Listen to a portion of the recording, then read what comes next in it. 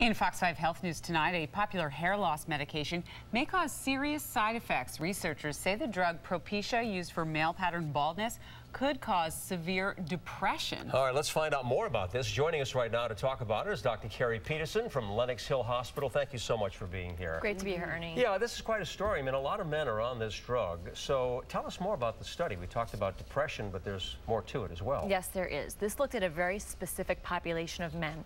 It's men who experienced sexual side effects from Propecia that continued after they had stopped the drug. And they surveyed these men, and they found that about 36% of them were severely depressed and 44% of them had suicidal thoughts. Wow. Why do you think this is happening?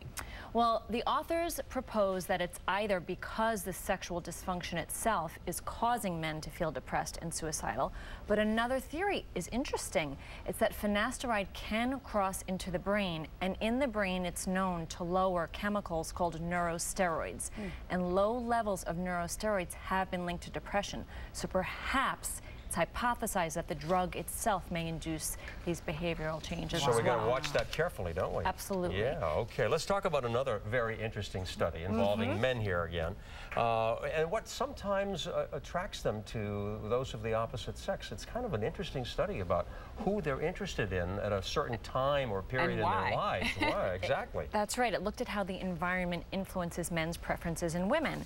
And they looked at it. It's a small study, and it's not definitive. It looked at about 81 men, and it put half of them under stressful situations and asked them to rate the attractiveness of women of varying body types, and they tended to prefer heavier women in those circumstances.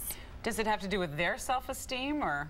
Well, self-esteem is thought to be one of the theories. In this particular situation, perhaps the men had a temporary blow to their self-esteem, and in Western culture, unfortunately, there is more of a preference for a thinner set woman, so perhaps this temporary blow in self-esteem made them less likely to reject a heavier body frame. But we do know evolutionarily that the environment can influence men's preferences, that it's not hard fixed, that they are flexible in what they prefer. I thought they were attracted to people who were like their mother or something like that. Oh, that's another thing. That's a whole Freudian theory. That's another thing. But we had kind of talked about this a little bit, and perhaps some men feel that, you know, that they're in less competition with someone who may not be quite as attractive.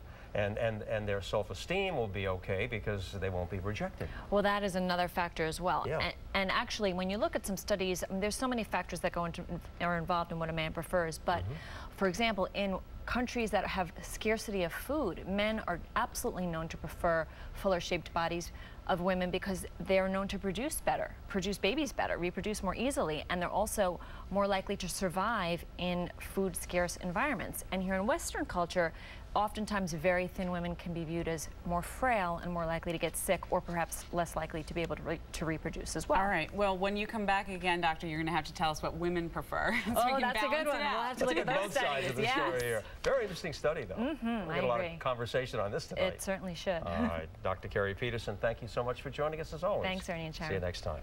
Okay.